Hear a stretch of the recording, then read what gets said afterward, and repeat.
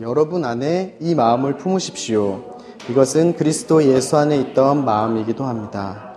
그분은 본래 하나님의 본체셨으나 하나님과 동등됨을 기득권으로 여기지 않으시고 오히려 자신을 비워 종의 형체를 가져 사람의 모양이 되셨습니다. 그리고 그분은 자신을 낮춰 죽기까지 순종하셨으니 곧 십자가에 달려 죽으신 것입니다. 아멘. 예수님의 이름이 이 구절을 읽거나 이렇게 생각나면 마음이 어떠세요? 제가 어저께 이 구절을 이렇게 읽으면서 그냥 문득 이렇게 뭐라 그럴까? 막 이렇게 울컥한 거예요. 예수 그리스도의 그 이름을 듣고 괜시리 이상하게 오전 내내 그런 마음이 있었던 것 같아요. 그래서 제가 주님 앞에 왜 오늘따라 그냥 부르기만 해도 듣기만 해도 이렇게 마음이 울렁거리는지 모르겠습니다. 그래서 왜 이렇게 감동이 될까요? 라고 이렇게 하다가 문득 제 안에 든 생각이 오늘은 참 이상하네요 라고 하다가 우리가 예수님의 이름을 듣거나 부를 때 항상 느껴야 되는 감정이 그게 아닌가 이런 생각이 들면서 그럼 오늘만 정상인 것 같네요 라는 고백을 했던 것 같아요. 여러분은 어떠세요? 예수님의 이름, 예수님의 어떠한 모습을 이렇게 성경에서 만나거나 또 우리의 마음속에 떠올릴 때 어떤 마음이 듭니까? 우리가 그 마음이 항상 식지 않고 마르지 않고 촉촉하고 따뜻하게 이어지기를 원합니다. 네. 오늘 사도 바울이 이 이야기를 합니다. 여러분 안에 이 마음을 품으십시오. 이것은 그리스도 예수 안에 있는 마음이기도 합니다. 근데 이 마음이 도대체 무엇일까요? 사도 바울은 왜 갑자기 이 이야기를 하는 이유가 무엇일까요? 빌립보 교회에 분열과 다툼이 있었습니다. 그래서 그 소식을 들은 사도 바울이 빌립보 교회 교인들에게 주는 메시지예요. 그것이 빌립보서인데 빌립보서 2장 1절에서 4절까지 그 교인들에게 직접적으로 이야기를 합니다. 그러므로 그리스도 안에 무슨 격려나 사랑에 무슨 위로나 성령의 무슨 교제나 무슨 자비와 긍휼이 있거든 같은 생각을 품고 같은 사랑을 나타내며 한 마음으로 같은 것을 생각함으로 내 기쁨을 충만하게 하십시오. 또 무엇을 하든지 이기심이나 허영으로 하지 말고 서로 겸손한 마음으로 다른 사람들을 자기보다 낮게 여기십시오. 여러분은 각자 자기 자신의 일을 돌아볼 뿐더러 다른 사람의 일도 돌아보십시오. 라고 권면을 하고 있습니다.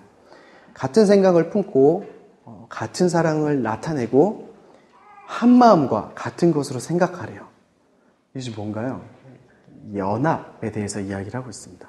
여러분, 연합은 단순히 사람들이 모여서 마음을 합치고 합의를 해서 어떠한 좋은 결론을 도출해내고 의견 충돌이 있을 때 의견을 조절하면서 같이 무언가를 이룩해 나가는 것을 말하지 않습니다. 연합은요, 하나님과 예수님 그리고 성령님에 대해서 생각을 하면 좋을 것 같아요. 연합은 일치이고 그 기반은 사랑에 있습니다. 여러분, 사랑이 없는 연합은 존재할 수가 없습니다. 그리스도와의 연합, 부부간의 연합, 교회 안의 연합. 성경에서 말하는 그 모든 연합에는 사랑이 기반이 되고 그 사랑으로 인하여 연합이 이루어집니다. 골로새서 3장 14절에 그리고 이 모든 것 위에 사랑을 더하십시오. 사랑은 온전하게 묶는 띠입니다. 라고 이야기를 합니다. 그러니까 우리의 하나됨은, 우리 그리스도 몸된 우리들의 하나됨은 사랑으로 매이는 거예요. 그리고 그 사랑은 그리스도의 사랑과 같습니다. 사랑 안에서 우리가 온전히 죽어서 섬기는 것을 의미하고요. 사랑 안에서 내 것을 자랑하지 않고 섬기는 것을 의미합니다. 또 사랑은 나를 위한 것이 아니라 그 대상을 위한 것입니다. 그래서 그리스도를 위해서 그리스도께서 우리에게 맡기신, 우리에게 붙여주신 그 사람을 위해서 사는 것이 사랑이고 그렇게 서로 섬길 때 연합이 이루어집니다. 참 연합은 우리가 그리스도께 매달리고 그리스도와 연합되고 또 그 몸된 지체가 그리스도와 연합될 때 또 우리가 연합이 돼요. 그 기반은 바로 사랑입니다. 그리고 그렇게 사랑할 때 겸손한 마음으로 다른 사람들을 자기보다 낮게 여기죠. 무엇을 하든지 이기심이나 허영으로 하지 말고 서로 겸손한 마음으로 다른 사람들을 자기보다 낮게 여기십시오. 여기서 말하는 그 겸손 역시 사랑을 기반으로 하고 있습니다. 여러분, 사랑하는 사람에게 우리가 감히 내가 너보다 나아, 내가 너보다 훨씬 멋지지, 나의 우위를 점하려고 애쓰지 않잖아요. 우리가 누군가를 정말 사랑한다면 나의 우위를 자랑하지 않습니다. 그리고 그 사람에게 져요. 혹시 그런 얘기 많이 해보시지 않았나요? 더 사랑하는 사람이 진다. 무조건 진다. 사랑하기 때문에 겸손할 수 있는 거예요. 그리고 사랑하기 때문에 교만할 수가 없는 거예요. 그 사람에게. 여러분, 정말 내가 겸손해지길 원하면, 참으로 낮아지기를 원하면 그리스도를 더욱 사랑하고 그 사랑으로 이웃을 더욱 사랑하십시오. 그리고 마주하는 사람보다 진지하게 사랑으로 대하려고 애쓰면 교만해질 수가 없습니다. 사랑하기 때문에 그 사랑이 겸손을 이끌게 됩니다. 그리고 그 사랑으로 인해서 자신의 삶뿐 아니라 다른 사람의 일도 돌아보라 라고 사도 바울은 이야기를 하고 있어요. 사랑한 마음으로 겸손한 마음을 가지고 서로 순종하고 사랑함으로 연합하라 라고 빌립보서 2장 1절에서 4절까지 사도 바울은 빌립보 교인들한테 이야기하고 있습니다. 그리고 바로 이어서 이 이야기를 하는 거예요. 여러분 안에 이 마음을 품으십시오. 이것은 그리스도 예수 안에 있던 마음이기도 합니다. 그러면서 사도 바울은 자연스럽게 그 빌립보 교인들, 편지를 받는 사람들의 시선을 이렇게 끌어올립니다. 어쩌면 이게 당연한 방향일지도 모르겠어요. 우리의 삶의 방향도 이 방향이어야 되지 않을까 싶습니다. 어떠한 문제가 닥치거나 어떠한 상황이 닥쳤을 때 우리의 시선은 자연스럽게 문제나 상황 가운데로 떨어지게 돼 있어요. 하지만 그것을 봤다면 그 문제 위에 계신 예수님을 바라보지 않으면 아무런 해결이 될 수 없습니다. 그 문제가 우리의 짐이나 어려움이 될 때도 물론이고 심지어 연합이나 사랑을 말하면서도 우리는 가끔 우리의 내면에서 나의 의지와 나의 노력을 바라보는 시선을 뗄 수 없을 때가 많습니다. 그러니까 사도 바울이 이 5절의 말씀을 하기 전에 분명히 이 이야기를 하죠. 한 마음으로 사랑하고 섬기고 연합하세요. 다투지 마세요. 라고 이야기를 합니다. 근데 빌립보에 다툼과 분열이 있었다고 했잖아요. 그러니까 이 사람들, 듣는 사람들이 한번 배워봅시다. 여러분, 교회 안에서 분열이 일어났어요. 내가 내 옆에 있는 사람과 의견을 다툽니다. 근데 그 의견이 이렇게 개인적인 이런 부분도 있겠지만, 나름대로 이제 주님을 위해서 한다는 부분도 있는 거예요. 양보를 할 수 없다는 생각이 지배적이에요. 왜냐하면 내가 주님을 위해서 하는 일에 있어서 너가 한 건 틀렸다 이거예요. 내가 하는 게 맞다. 이렇게 해서 싸움이 시작이 됩니다. 그래서 한창 싸우고 있는데 사도 바울로부터 편지가 왔어요. 그래서 이제 이렇게 같이 앉아있고 앞에 있는 사람이 이제 감독이 딱 편지를 읽기 시작합니다. 여러분, 다투지 말고 서로 겸손함으로 사랑하시고 서로 순종하시고 그러십시오. 한 마음이 되십시오. 라고 이제 편지를 읽은 거예요. 그런 순간 바로 옆에 있는 그 사람이 보입니다. 그 사람과 나는 어저께 치열하게 다퉜어요. 그저께도 다퉜어요. 뭐라고요? 어떻게요? 그런 반응이 나올 수밖에 없습니다. 물론 말씀이 그렇게 이야기하고 있는 거, 사도 바울의 말씀이 맞는 건 압니다. 저도 그렇게 생각하는데 그럴 수 없지 않습니까? 또 그렇게 되지 않지 않습니까? 우리가 사랑을 이야기를 할 때 사랑하는 건 알지만 사랑하지 못함에 우리가 더 많이 힘들어하잖아요. 사랑을 해야 되는 건 너무나 알겠는데 그 사랑이 되지 않는 나 때문에 또 부대끼기도 하고. 그래서 이들한테 던진 이 사도 바울의 권면은 어떤 면으로는 반발을 일으켰고 어떤 면으로는 좌절을 불러왔습니다. 그래서 그들의 시선은 저절로 내려와서 자신들을 바라보기 시작했고 자신들에게 머물렀어요. 그리고 그들의 시선은 자연스럽게 자기들과 다퉜던 그 사람들을 향하고 그곳에 머물러 있습니다. 우리들의 시선도 우리를 향하고 또 그 사랑하지 못하는 그 대상을 향해서 머물러 있을 때가 많습니다. 그래서 그러한 사랑과 연합은 우리가 절대 할 수 없기 때문에 우리가 그것을 할 수 없잖아요. 그래서 할 수 있게 하는 분을 바라보지 않으면 그분께 구하지 않으면 절대 불가능하기 때문에 사도 바울은 시선을 다시 끌어서 예수님께 마치도록 이끕니다. 여러분 안에 이 마음을 품으십시오. 그 마음은 그리스도 예수 안에 있는 마음이기도 합니다. 그러면서 이어지는 내용은 그리스도께서 이 땅에 사람의 모양으로 내려오신 것에 대해서 이야기를 하죠. 우리 빌립보서 2장 6절에서 8절까지 아까 읽었지만 한 번 또 같이 읽어볼까요? 그분은 본래 하나님의 본체셨으나 하나님과 동등됨을 기득권으로 여기지 않으시고 오히려 자신을 비워 종의 형체를 가져 사람의 모양이 되셨습니다. 그리고 그분은 자신을 낮춰 죽기까지 순종하셨으니 곧 십자가에 달려 죽으신 것입니다. 하나님이신 그 예수님께서 하나님과 동등하신 그분께서 하나님으로서 누릴 수 있는 권세와 능력이 있습니다. 그것을 내버려 두시고 우리와 동일한 사람의 모양으로 내려오셨습니다. 이 구절에서 생각할 수 있고 우리가 이야기를 나눌 수 있는 부분이 너무 많아요. 이 부분에 관련된 논문이나 사람들의 그 주제나 강해들을 찾아보면 정말 너무나 다양하게 많습니다.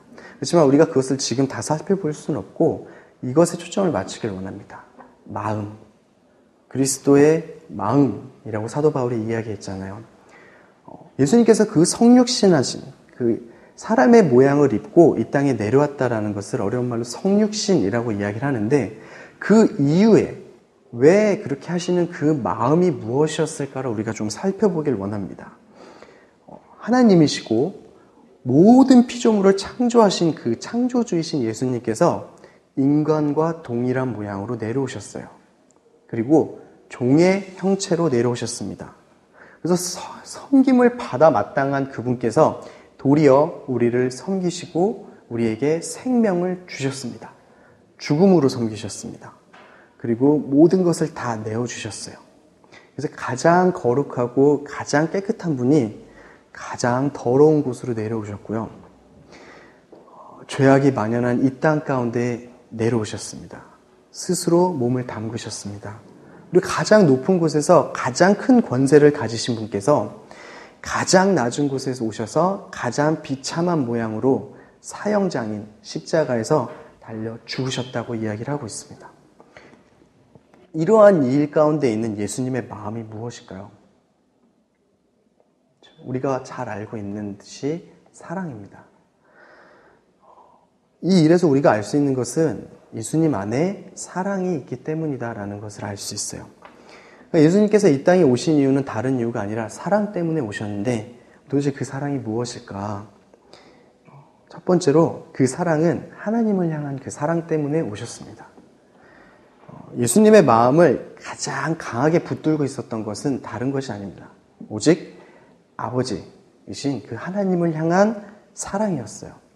예수님은 오셔서 철저하게 주님의 말씀에 순종했습니다. 아들은 아버지께서 하시는 것을 보는 대로 따라할 뿐이다. 아들은 무엇이든지 아버지께서 하시는 일을 그대로 한다. 하늘에서 내가 내려온 것은 내 뜻이 아니라 나를 보내신 하나님의 뜻을 이루려는 것이기 때문이다.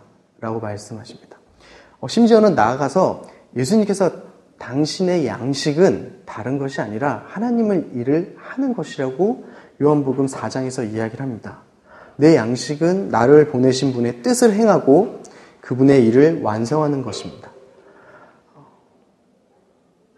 예수님께서 정말 원하고 바랬던 것은 그리고 이 땅에 오셨던 그 이유는 하나님의 뜻을 이루고 하나님의 뜻을 완성시키기 위함이십니다. 하나님 마음을 알았기 때문에 오신 거예요. 하나님과 예수님의 그 깊은 연합, 그 하나 되는 그 사랑 가운데에서 예수님의 고백과 예수님의 행동이 나왔어요. 예수님께서 사람으로 이 땅에 계실 때도 반드시 기도로서 하나님과의 그 교제 가운데 있었고 그 하나님을 붙들고 있었으며 그 하나님과의 관계를 따라서 그 사랑 안에 머무심으로 행하셨어요. 한시도 아버지의 그 사랑을 떠나지 않으셨습니다. 그래서 그 사랑 때문에 하나님의 뜻과 하나님의 일을 하는 것이 가장 즐거우셨습니다. 그것이 가장 기뻐하셨고 하나님과의 그 관계로 인하여서 어떠한 그 하나님의 말씀에도 순종을 할 수 있는 힘을 얻으셨고 순종을 하셨어요. 겟세마네 동산의 그 기도 우리 다 아시잖아요. 아버지, 이 잔을 내가 피할 수만 있다면 피하게 하여 주십시오. 그러나 만일 아버지의 뜻이라면 이라고 고백을 합니다. 이 고백이 자신을 낮춰서 죽기까지 순종하신 그 고백이 어디에서부터 나왔을까요? 예수님이 하나님이시고 예수님의 이성과 의지는 완전하기 때문에 그럴까요? 가장 그 큰 이유는 하나님을 너무나 사랑했기 때문입니다. 예수님이 하나님을 사랑했기 때문에 하나님의 말씀을 다 지킬 수 있었던 거예요. 지키길 또 원하셨고 그때 기뻐하셨습니다. 여러분, 순종은 사랑의 이끌림을 받습니다. 여러분, 우리가 하나님을 얼마나 사랑하느냐에 따라서 우리가 그 하나님의 말씀을 얼마나 귀하게 여기는가가 결정이 되고 그 말씀을 얼마나 귀하게 여기는가에 따라서 그 말씀에 순종하고 순종하지 않고가 결정이 됩니다. 우리의 기쁨이랑 우리의 만족은 어디서부터 옵니까? 하나님 아버지의 뜻을 행하고 하나님 아버지의 일을 완성하는 것부터 온다고 말씀하신 예수님처럼 물론 아버지의 뜻과 그 아버지의 일이 무엇인지 명확하게 분별해야 되는 분별력이 먼저 필요하긴 하지만 우리의 마음의 방향에 대해서 잠시 한번 돌아봅시다. 내가 정말 기뻐하고 정말 즐거워하는 일이 무엇인지, 나에게 기쁨과 만족을 주는 것이 무엇인지,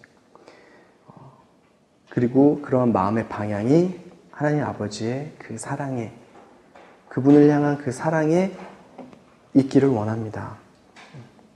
그리고 그 사랑으로 인해서 우리 삶에 순종함이 나타나길 원하고 나의 편함과 나의 욕심이 아니라 아버지를 위해서 살게 되는 것, 그것이 아버지의 말씀에 순종함으로 우리의 삶 가운데 열매로 드러나게 될 것이에요. 그리고 그것이 우리의 기쁨이 될 것입니다. 그리고 또 그 그리스도의 그 사랑은 우리를 향해서 흐릅니다. 그리스도의 사랑은 아버지를 향한 사랑이었고 아버지를 향한 그 사랑은 우리를 향해서 흐릅니다.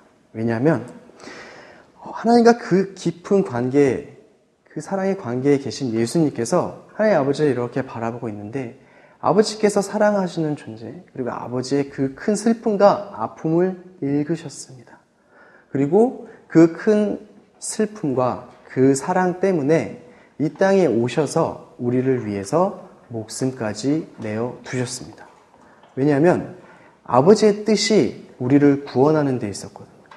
하나님의 뜻이 우리를 살리고자 하는 데 있었기 때문에 예수님께서는 스스로 하나님의 뜻을 이루기 위해서 우리를 살리기 위해서 왔습니다. 그리고 아버지께서 사랑하는 그 우리를 예수님께서도 같은 사랑으로 사랑하실 수밖에 없고요. 예수님께서 이 땅에 그런 이유로 오셨습니다. 그리고 아버지의 뜻은 분명하게 하나님께서 세상을 이처럼 사랑하사 독생자를 주셨으니 이는 그를 믿는 자마다 멸망하지 않고 영생을 얻게 하려는 것이다 라고 말씀을 하셨죠.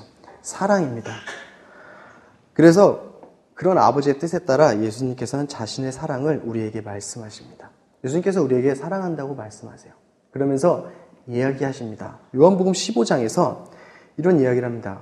사람이 자신의 친구를 위해 목숨을 내놓는 것보다 더 큰 사랑은 없다라고 말씀하시고 바로 이어서 제자들에게 내가 더 이상 너희를 종이라 말하지 않고 친구라 말하겠다라고 이야기를 합니다. 그들 그리고 우리를 위해서 생명을 내놓겠다고 주님께서 말씀하시는 것이고 우리를 향한 그 사랑을 풀으실 것을 이야기를 하고 계십니다. 그래서 오늘 본문에서 보면 예수님께서 이렇게 하셨다고 합니다. 기득권으로 여기지 않으시고 오히려 자신을 비워 종의 형체를 가져라고 말씀하고 계십니다.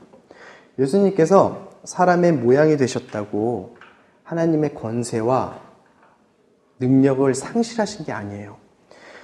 그 모든 것을 가지고 계셨습니다. 예수님께서 이 땅에 계실 때 완전한 인간이셨지만 동시에 완전한 하나님이셨어요. 그렇기 때문에 그 권세와 능력이 없어지지 않았습니다. 하실 수 있었어요. 그렇지만 그것들을 사용하지 않으셨습니다. 그것들을 자신을 위해서 사용하지 않으셨어요. 왜냐하면 그것을 사용하지 않는 것이 우리가 동일한 인간의 모양으로 그 하나님의 진노를 받아야만 하는 것이 하나님의 뜻이었기 때문이에요. 그리고 그 하나님의 뜻을 위해서 예수님은 모든 것을 내려놓으셨습니다. 모든 걸 할 수 있는 것도 포기하셨어요.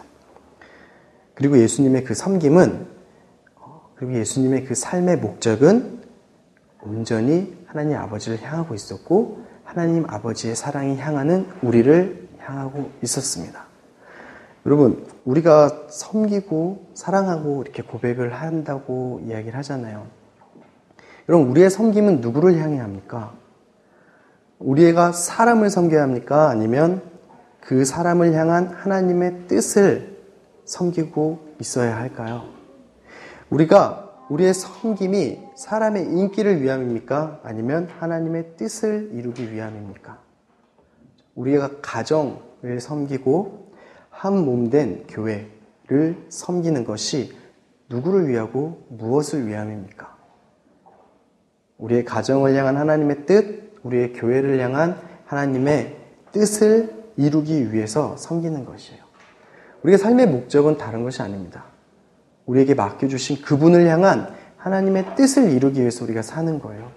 우리의 가족을 향한 하나님의 뜻을 이루기 위해서 나를 들어쓰시는 그분의 말씀을 순종하며 사는 거예요. 우리의 그리스도의 그 몸된 교회가 하나님의 뜻을 온전히 이룰 수 있도록 우리가 연합 가운데에서 교회를 섬기는 것입니다. 그러니까 우리가 어떠한 것을 분별할 때 중요한 것은 그 끝에 무엇이 있느냐, 누구가 있느냐가 중요한 일일 것 같습니다. 내가 하는 이 일이, 내가 지금 진행하는 이 일이, 내가 생각하는 것들이, 내가 관계하는 것들이 그 끝에 누구를 위함인가? 나를 위함인가? 아니면 예수님, 하나님을 위함인가? 그리고 우리가 그것을 점검하면서 수정하면서 방향을 바꿔 나아가야 될 것 같습니다. 그리고 그리스도의 그 사랑은 우리에게 먼저 임하셨습니다. 우리가 그리스도를 선택하고 하나님을 선택하고 사랑한 것이 아니라 하나님께서 우리를 선택하셨고 그 사랑을 먼저 보이셨고 우리가 그 사랑 안에 머물게 하셨습니다. 그리고 그 사랑으로 인하여서 우리가 그분을 사랑할 수 있게 하셨어요.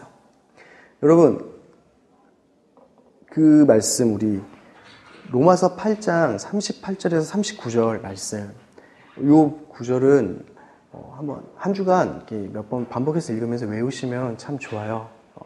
기도할 때 너무 좋습니다. 나는 확신합니다.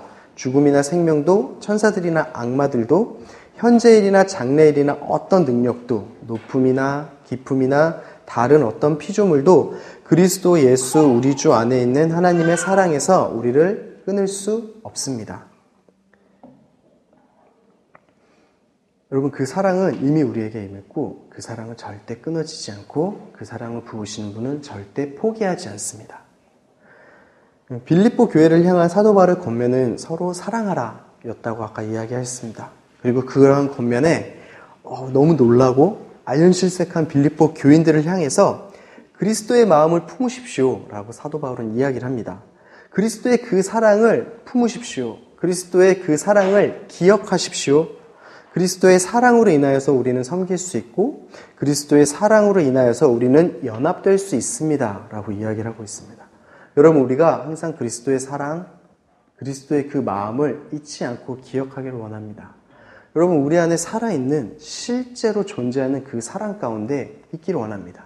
그리고 우리 안에 그 사랑이 얼마만큼 자리 잡고 있느냐에 따라서 우리의 삶의 방향이 달라집니다. 만약 내가 힘들고 메마른 것 같으면 주님께 그 사랑을 구하십시오. 그 사랑으로 돌이킴을 구하십시오. 그 사랑이 회복되면 모든 게 회복될 것이에요. 그리고 그 사랑이 없어지면 모든 건 사라질 겁니다. 요한복음 21장에서 우리 요한복음 21장 15절 함께 찾아볼까요? 요한복음 21장 15절입니다. 요한복음 21장 15절입니다. 오늘 아침 묵상과 관련이 있죠. 너희 중에 하나가 나를 배신했을 것이고 저희는 절대 배신하지 않겠습니다. 너는 닭 울기 전에 3번 울기 전에 나를 배반할 것이다. 죽어도 그렇게 하지 않겠습니다 라고 말한 베드로가 몇 시간 지나지 않아 배반하고 저주하고 울죠. 그러고 나서 예수님 부활하시고 찾아오셔서 하신 말씀입니다. 우리 같이 읽어보겠습니다. 그들이 아침 식사를 끝마치자 말씀하셨습니다. 요한의 아들 시몬아, 내가 이 사람들보다 나를 더 사랑하느냐? 베드로가 말했습니다. 예, 주여, 제가 주를 사랑하는 것을 주께서 아십니다. 예수께서 베드로에게 말씀하셨습니다. 내 어린 양떼를 먹여라. 예수님의 질문은 이거였어요. 요한의 아들 시몬아, 내가 나를 사랑하느냐? 요한의 아들 시몬아, 내가 나를 사랑하느냐? 요한의 아들 시몬아, 내가 나를 사랑하느냐? 예수님께서 오셔서 베드로에게 한 거는 믿음을 회복시킨 것도 아니고 능력을 회복시킨 것도 아니고 꾸지람을 하신 것도 아니고 딱 하나 말씀하십니다. 너가 나를 사랑하느냐? 예수님을 향한 그 베드로의 그 사랑을 다시 한번 태우십니다. 예수님을 향한 그 사랑을 기억나게 하시고 회복하게 하세요. 예수님이 바랬던 건 다른 것이 아니라 베드로가 그 안에 가지고 있던 그 사랑을 회복하는 것이었어요. 베드로가 오늘 아침 묵상 말씀 때처럼 허세로 그랬을까요? 아우, 절대 배반하지 않겠습니다. 어떤 폼을 내려고 12제자 중에 내가 최고임을 자랑하려고 그랬을까요? 제 생각에는 그분들 다 진심이었을 거예요. 절대 배반하지 않겠습니다. 다만 몰랐던 거죠. 그것이 얼마나 무섭고 얼마나 두렵고 힘든 일인지 차마 그걸 몰랐기 때문에 그 앞에 주님 앞에 전심으로 나갔지만 무너졌던 것일 거예요. 그런 실패감에 무너져 있는 그 베드로에게 찾아오셔서 주님이 하신 것은 딱 하나입니다. 네가 나를 사랑하느냐? 내가 나를 정말로 사랑하느냐? 그 사랑에 대해서 이야기를 합니다. 여러분, 예수님께서 오셔서 우리에게 물으십니다. 네가 나를 사랑하느냐? 한길아, 네가 나를 사랑하니? 라고 물어보실 때 우리는 무엇을 대답할 수 있을까요? 우리가 어떤 대답을 할 수 있을까요? 예, 주님. 주님께서 아십니다. 라는 베드로의 대답도 좋고, 제가 주님을 사랑합니다. 라는 대답도 너무 좋을 것 같습니다. 요한복음 17장에 예수님의 기도에서 이런 기도가 있습니다. 아버지께서 나를 보내신 것과 아버지께서 나를 사랑하신 것처럼 그들도 사랑하셨다는 것을 세상이 알게 하려는 것입니다. 여러분, 우리가 그리스도를 기억하고 그 사랑을 붙들기 원합니다. 또 그분을 향한 그 사랑을 멈추지 않고 포기하지 않기를 원합니다. 그래서 그리스도를 위해서 그리스도와 같이 우리의 이웃을 사랑하길 원합니다. 그리고 나를 위해서 그리스도를 누구보다 사랑하기 원합니다. 우리 같이 기도하고 조용히 이제 주님 앞에 모이면서 기도했으면 좋겠습니다. 제가 기도하겠습니다.